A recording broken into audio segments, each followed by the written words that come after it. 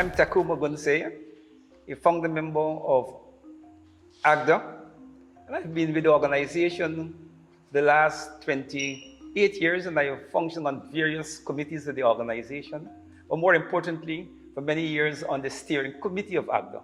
Brother Tacuma, good afternoon to you. I know you've been a long-standing member of ACDA. What I would like to ask you is, what prompted you to, and persons like yourself, to gather to form the organization? What was the central idea behind the formation of it? Okay, the formation of organizations never happened in a vacuum. It is a continuation of a historical process. African people in Guyana has always been struggling to build organizations. And we have built many organizations along the road. And just to fast forward, we had the League of Colored People, we had ACDA, and then we end up with ACDA. And I would say that, speaking for myself, from persons like me, it is the desire to continue that historical march that our ancestors started many centuries ago, to form organizations that will help to rekindle their African consciousness and to bring a rebirth of the African culture, the African person, the African nation in Guyana. And as a member of ACDA, I was active in the cultural struggles of our people.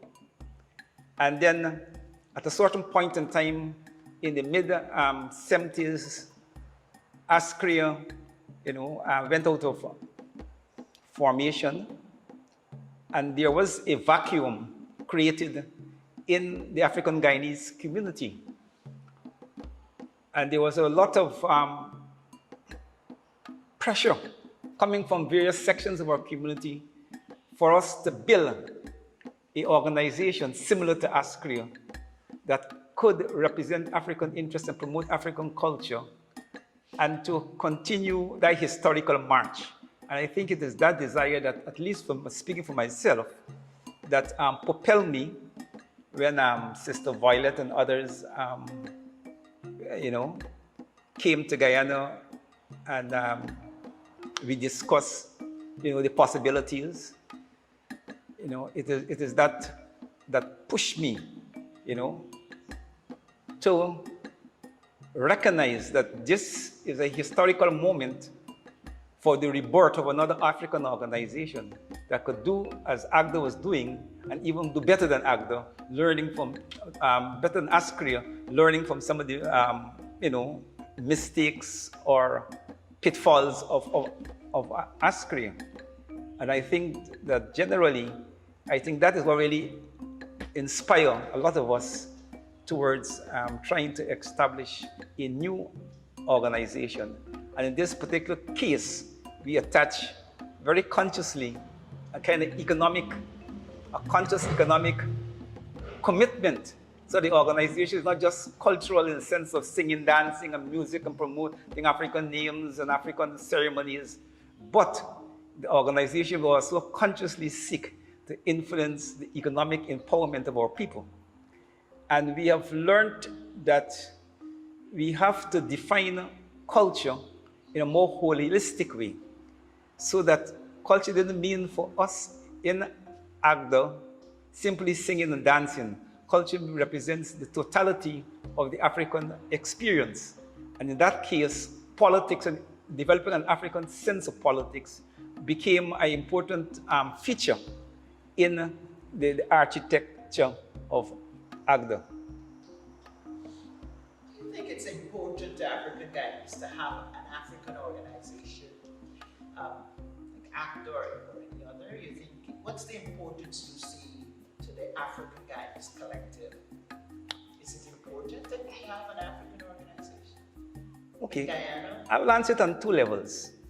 I think it is important in a multi-ethnic society that all ethnic groups seek to reclaim, their culture and seek to promote their interests. And in that sense, it is very important that Africans build African organizations, because when you look at the historical process, because we were enslaved, Indians and others came as indenture. They were able to hold on to a lot of their culture, but the enslavement project stripped Africans of all their cultural identity. And it is even more important for us than even other ethnicities in Guyana to reclaim African culture. So African organizations are important, okay, in the reinventing of ourselves and our own personality. And because Guyana is a multi-ethnic society where, people have organizations that Indians have many organizations, the Chinese have their organizations, persons of different ethnicity has organizations that promote their interests. It is only logical that Africans, as a major ethnic community in Guyana, develop African organizations to develop African interests. You see, because while you have organizations looking after national interests, very often the ethnic communal interests get lost in the national interests. And you need organizations in the ethnic community to keep defining and redefining what is the community interest at each and every historical moment. We're in the emancipation season. And after 1993, soon as almost a year after it came into existence, established emancipation and Emancipation Festival. What are your views? What do you view emancipation? What emancipation means to you? Well, emancipation means to me the rebirth of the African personality in its totality. Because as I said before, the enslavement process stripped us of our cultural identity. In fact, we were reduced to chattel. We were treated like though we were some cattle. We're people without a history, without a purpose, only to work for the enrichment of the slave master. So emancipation will represent that prolonged struggle of our ancestors, not only to crush slavery, but in the process of crushing slavery, rebuild the African personality and the African culture, and to speak to the world, not as slaves or enslaved people, but in the African personality. And I think that emancipation is important in that very fundamental way, okay? Because if we fail to do that, or if we fail to recognize that, then we would allow ourselves consciously to be willing victims of the colonial and the enslavement process. So emancipation is not a moment. Emancipation is a process. And at each and every point in our experience, we have to reevaluate, reassess, and to give new and purposeful meaning to emancipation. So emancipation is not simply a celebration that we were finally able to crush and bring an end to the enslavement process, but it is a conscious commitment that the rebirth of the African personality and African interest is a continual struggle, okay? And it's a process and not an event. Do you have any memories you want to share about the early days of ACDA? One of the things that, now that we're in this compound, we have two beautiful buildings, a lot of space, a lot of assets. But when we first started, we were at Sister Violet's home. She provided space for us at the bottom of our house downstairs. Very small room, but that is where we started. And what I always remember, in that experience is that even though we had a little space, okay, the members who came to ACDA and who undertook to build the organization The spirit is something that always stuck with me. Okay, we were comrades who were genuinely committed to the purpose. We didn't have a lot of grandeur. Okay, it was a hard struggle with almost nothing, but the human commitment to build something. And today, 28 years after we're in this compound, you know, those early days, you know, strikes me in a very profound way. And I think another aspect of it that was very interesting is that, remember,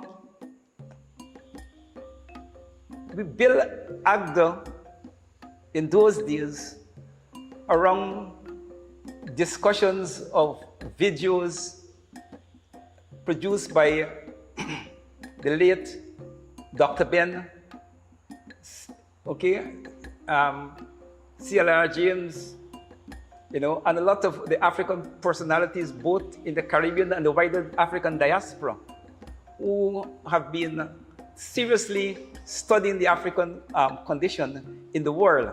And I remember that our exposure to those discourse played a major role in cementing the unity, okay, and giving direction and purpose to the original followers of ACDA. Persons never used to want to miss attending a meeting, because to miss attending a meeting is to miss seeing one of those interesting videos. And you know, that period really stuck in my mind, you know. Do you have any memories of the first emancipation that was held in the National Park? Memories that really stick and continue to be profound is our struggles to pull the Emancipation Festival off. It was the times where we had to be building our tents and our platforms, you know, the day or two before the festival. You know, we had a card of committed comrades who will work beyond the call of duty to make sure that at the end of the day, when Emancipation morning comes, that ACDA is ready and prepared. And I think it is those struggles and those sacrifices, you know, that for me is very important, because it is the genesis, okay, of the organization. And whatever we are today is a result of those struggles and those sacrifices. I want to, ACDA have many committees. ACDA is really run by committees, different committees.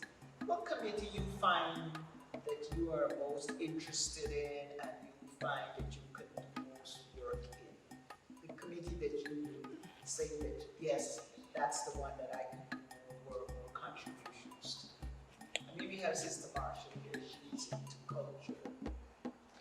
Well, I'm very political, and I've always, you know, have a strong conviction that if ACDA is to make a profound mark in the African society beyond the simple cultural things, that ACDA has to find a way of injecting itself into the African community politics, and to develop the capacity to make a claim, okay, on the right to defend and to represent African interests at the highest levels of the country.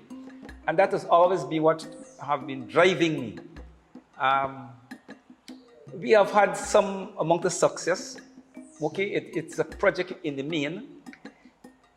I think we have had an important impact on African politics when we were able to push the African Party, the PNC, closer to considering the whole question of shared governance. When we were able to insist that ACDA be respected as an independent voice that has the right, like any political party, to articulate the political interests of African people the way we see it. And I think that we forced that acceptance. And I think that today, nobody questions ACDA's engagement in the political situation when we choose to. Because I think we have won that battle, that we define African culture in a way that is holistic, and nobody could really seriously criticize us for that. And we have won the right, okay, not simply to be treated as a simple cultural organization with singing and dancing, but as a serious organization that is serious about the political empowerment and economical empowerment of African people. And we want a political and economic system that allows us to make a claim on that empowerment.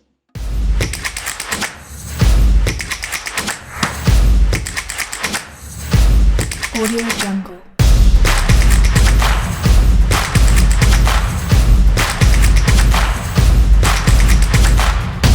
Audio Jungle.